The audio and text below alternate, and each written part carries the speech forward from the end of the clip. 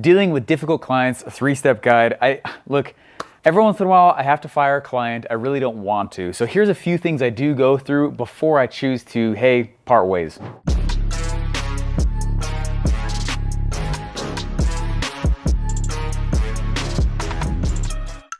All right, first things first, guys, I just want to say that serve your clients, serve them, over-deliver, be ethical, be moral, do the right thing. But second of all, I do have to say that whoever said the customer is always right that is the most garbage statement on this planet.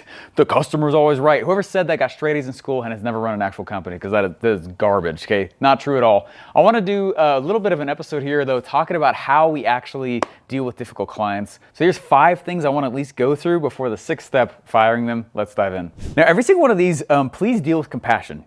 Have compassion. Understand that there's probably things going on inside in their life that you don't see, and they probably are not going to let you see them.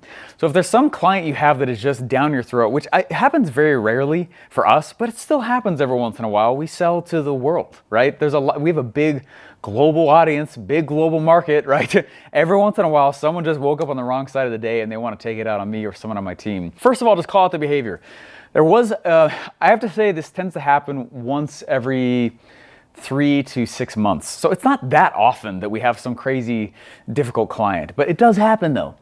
We had a guy who was calling my team names. Really catty kindergarten kind of stuff. And after probably the 3rd time, I kind of let, my dad told me growing up, he's like, whenever someone's like bashing on you or whatever, you got to be like a duck with water, right? Have you ever seen water hit a duck's back? It literally rolls off and doesn't even get the duck wet. He's like, that's how you approach it when something crazy is going on in your life.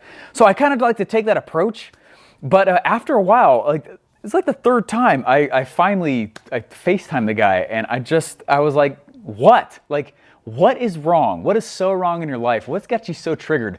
And there's something you need to understand about when dealing with difficult clients. People are very tough behind a computer screen, but they're not very tough when you get face to face. Most aren't. And so if you need to diffuse a situation, one of the best ways to do it, I have found, I don't do it too often, but we do every once in a while get crazies. Something that I do is I will FaceTime the person or get them on Zoom. I do not resolve everything over email because you can't hear the context and you can't hear all the little language that's going on in between the lines, right? A lot of language happens in the gaps on the way we react and our facial expressions. You don't get any of that with email. So when somebody is like really having a hard time, I call them, but over video. I have a video conversation with them. 9 times out of 10, that has diffused the situation. And I'm just super open, right? I remind myself to be crazy calm and just be like, let's just talk. And I call them out on their attitude. I say, hey, you seem like you've been a little bit frustrated with us. Could you just explain what it is that we're doing that you're not liking so much? And then shut up. And if it's awkward and they don't say anything, still don't say anything. I'm quiet. I'm quiet for a while. That has diffused more situations where that more often than not, that one right there. The second thing I'll do is I will pull up the offer and I'll say, this is what we're doing and what you agreed to. Is there something else that you thought this was that you're not getting? And what we'll do is I will take the offer, and I do this a lot of times on Zoom calls as well. The couple times this has happened, this is what I've done. I've pulled up my offer and I've been like, this is what I said that we're gonna do and you agreed to it. Is there something else that you assumed that meant? Because what I wanna do is, I think it was the book, The 7 Habits of Highly Effective People, right? He said that pretty much all conflict comes from a disagreement or a misunderstanding in roles and goals. So I'm like, okay, roles and goals. Who's doing what and what were the goals, right? Here's the offer, here's the things we're going through. We're doing it very well and we happen to be world class at it. So what is it that you misunderstood that this was? And I just shut up. And I just let them talk, right? And if it's silent, I don't ask another question. That's it. But doing those 2 things back to back has been very, very powerful. And it's definitely helped people go, okay, wait a second. Oh, maybe I was just having a bad day and decided to take it off on Steve's team. That's happened a couple times. Now, just a third little thing that I do is I try my best. You have to understand that if you're a business owner, and especially if you employ other people, as the business owner, the employees sometimes will want to vent to you. And that's okay. It's not about you though, right? If a customer support person comes to me and they're just like, oh my gosh, this person clearly just wanted to tell someone a whole bunch of expletives today. You know what I mean? I am a safe place for them to vent to. And you need to have that as mindset when you are a CEO, that sometimes, and you're gonna get it from a lot of angles, okay? You're a crap holder when you're a CEO, just the nature of it. Most of the work is on your back, everything, the buck stops with you, and all angles, people just want to complain. Don't turn off their complaints, okay? Don't try to mute their complaints. You're being communicated with, and it's your job to remove your emotions as much as possible. So that's what I do. And we have a fantastic team. I'm not at all saying that anything like that happens. But every once in a while, when someone decides to chew out someone on support, or we get blasted, or someone literally just woke up on the wrong side of the day and we haven't had coffee yet, they'll go nuts on us. And I need to be a safe place for my employee to vent, get it out of their system, and then go back to the thing I hired them to do. If I don't, bottles up. It's terrible. So when I'm talking to a customer or somebody, the few times again that has happened, I need to remove my emotions, right? I have to remove my emotions to diffuse the situation. Think about how interesting the human brain is. We take two facts and we cannot handle an open loop. Our brain needs finality. And so a lot of times storylines get created that are not true. That is the basis of like 90% of conflict. You did this and then this, therefore here was the story in between, when that wasn't true at all and you completely just made it up. That when someone is not as self-aware as you probably are by watching a video like this, when someone is not nearly as self-aware as that, suddenly their perception becomes reality. And perception is often not reality, especially inside of a crazy situation. Now I do sometimes need to help my team or myself blow off steam. So I'll tell you, like 2 years ago, we had a whiteboard and it was called something to the effect of the most psycho support tickets we've ever gotten. And we just thought it was really funny. So it didn't happen often, but we were getting support tickets and people were asking like the most crazy stuff. It especially started when I started calling myself the capitalist pig. You can imagine the kind of heat I got. All right, I got a lot of heat for that. So many people told me to go to hell. I was like, sounds good, I'll see you there, save you a seat. Like, I mess with people back now. My patience is a lot smaller. If they have the gumption to come up and mess with us, I mess with them back now. But that happens very, very few and far between.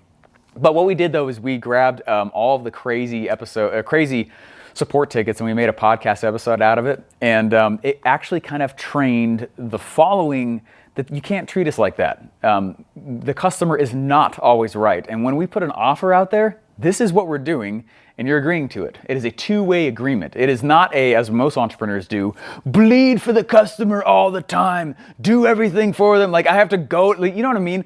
Like there is a boundary and it is the agreement, the two-way agreement is the offer that you sold them, right? That's what it is right there. And we over-deliver for sure.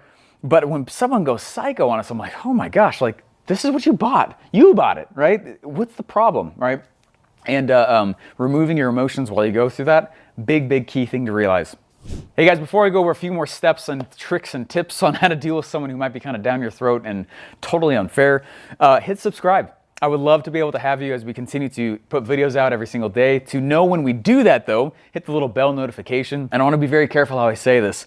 No names, no specifics. What's the craziest support situation you've ever had? Put it in the comments, it'd be really fun. Hey guys, for the fourth tip here, I want you to know that it is very, very okay and natural and healthy to create boundaries with those that you sell and the business that you create. I remember probably 3, 4, 5 months into working next to Russell. It was a Saturday and I was working on my own business and he knew that. And I was working on my own business on a Saturday in his office and he came in. He's like, what you doing? I was like, oh, just answering some questions, doing a few support tickets, just putting, And besides that, though, I have a ton of people who are asking me these questions on social media, and they never stop. And I was like, I think I had like 20 people on my email list then. Like, we have like 100,000 now. I mean, so he looked at me and he goes, there's a really simple solution for all the notifications you're getting, right? And I was like, what is it? He's like, you're not going to like it. Don't answer. I was like, what? He's like, I know, you can already see it. I can see it right now. Don't answer. You're a giver, I'm a giver. It might crush your soul just a little bit. But if you don't make a boundary, this business will take you away and then you'll realize you're 90 when you just turned 90. Does that make sense? You need to create boundaries. That's what I'm saying. Fourth point, make boundaries. It is on purpose that I'm a little bit hard to get a hold of. It's not that I am trying to say like, oh, kiss the ring, like I'm way up here. Like that's not it at all. It's that if I don't make a healthy boundary in relationship with the business I've created, I won't have a life. All right, so when you're dealing with somebody who is, I mean, seriously, no, I'm not kidding at all. I'm saying this right now. I have thousands of unread Facebook messages, direct messages that I've never opened. And that's one platform. I can't get to it. There's no way I can manage all that. And some people get really offended. I just can't. I can't. I try to see all the YouTube comments that you guys leave. I appreciate that. And, but I just, there's some platforms, they're just so saturated. It's loud, man. It's loud. Create boundaries. So if you're dealing with a really intense situation, or there's a client or customer of yours that is just going psycho, like, it's very, very healthy to, in front of them, once you've diffused it, be like, hey, I just want you to understand that this is, we obviously don't want to make you upset. However, we also are not going to sit over here and stay up 24/7 on your becking call at 3 a.m. If we don't answer, we're sleeping, right? Like, I'll look at your stuff when I come in at 9 a.m. and if they go nuts, I get really, really close to some of the final steps here, which is to fire them. Let's dive into those. Hey guys, this fifth tip here is something that I learned actually from Alex Hormozi. I am a big fan of his and really, really enjoyed watching his work. If he has a client who reaches out and is a little bit frustrated, Alex says he will hold up the agreement and show him the agreement. Like, let's say if somebody reaches out and they're like, hey, I'm not a fan of this and I'd like a refund. He goes, well, it doesn't surprise me because you haven't been doing the program at all. And they'll be like, well, no, I've been doing the program like crazy. And he's like, no, the program works. It's worked for every person I've ever done it for. You've been dinking around, just clicking around inside the stuff. You haven't done a thing. Don't put that on me. Right? It's very, very, very appropriate to place the responsibility and reminder of responsibility of action back on the client, right? I love the Coast Guard's motto. Scenario is this. It's pretty intense, but it's really powerful. Okay, Coast Guard is helicoptering into a stormy night to go save people who are in a sinking ship, right? The sinking ship, there's people all over the place. Tough scenario. There's more people in the water than there's space on the helicopter. Who do you save? That's really hard. And their motto is that they save those that are swimming towards them, right? I'm probably misquoting it, but that's the principle. Save those that are swimming towards them, okay? It's just going to be the reality that sometimes somebody is going to blame you when they're drowning themselves, and they're not even trying to swim towards you and putting the blame back on you. Okay, that's not okay.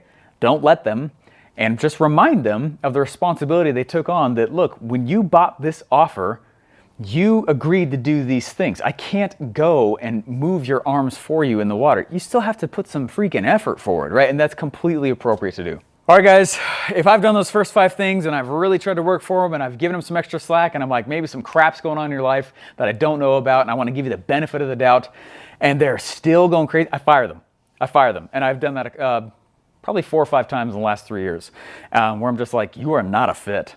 You're not a fit. And I don't know how this happened. Did you accidentally slip while falling to the earth, typed in all your credit card information and decided like an adult to buy, and now you're gonna blame it on me like a little child? I don't know, maybe so. Okay, but I'm just at a point in my business now where if like someone is just being a jerk, I'll just fire them, right? The client is not God's gift to the business. Just not, all right? I still treat the client with the utmost respect, and I also over-deliver. But if they are going nuts, right, there is not enough time in my life to sit back and have someone just rip me and my team a new one every single day, 24/7, when I know I do world-class work and there's other clients begging to work with me, so I fire them. I have mad respect for those people, and I do it nicely, all right? I just reach out, and this is how I do it. I say, hey, you know what? We've been looking over your file, or I'll say something like that, and we're just realizing that you're probably not a good fit for this. And we actually think that you know that, and maybe you're being frustrated, or there's something else going on in your life, and I just don't think this is a good time for you and I to do business together. So I've already refunded you. I do all this before I message them. I've already refunded you. I've already removed you from the group. I don't just willy-nilly refund people also, by the way. I refund them if it makes sense to, right? And I say, I've refunded you. We've removed you from the group. I hope that at some point our paths cross again, but until then, we just decided that it's not a good fit. That's it. And I have mad respect for those clients that have turned back around and said, you know what, you're right. And hey, still a great guy. And I want you to know that your stuff's really helped. And hopefully I can get to a spot where I'm ready to rock. There's others though that have just gone off the deep end and they will blast me on social media. My hope is they tag me because I want the boost in the algorithm, but it usually ends in me blocking him everywhere for life.